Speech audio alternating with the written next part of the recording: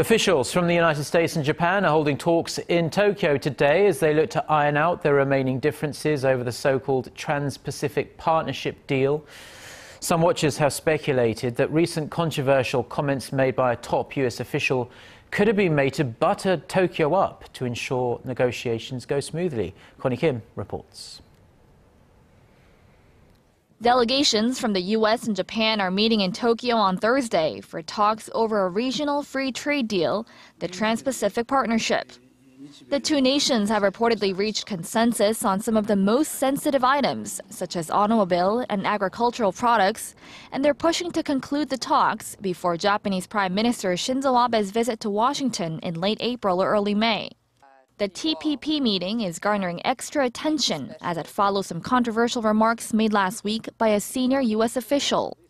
Undersecretary of State Wendy Sherman said political leaders should not exploit nationalist feelings and earn cheap applause by vilifying a former enemy. The comments sparked outrage in Seoul with Korean officials, saying Washington was letting Japan get away with whitewashing its wartime atrocities. The State Department later clarified that Sherman's comments did not indicate a shift in Washington's stance on the historical tensions in Northeast Asia.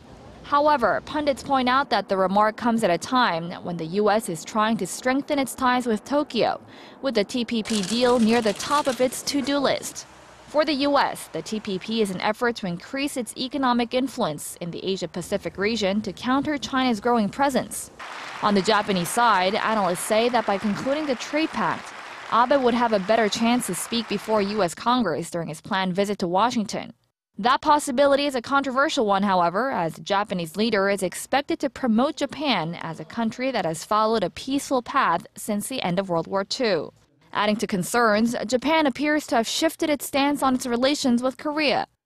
Tokyo's Foreign Affairs Ministry has removed a sentence from its website that said Korea was a country that shares Japan's basic thoughts on freedom, democracy, and economic issues.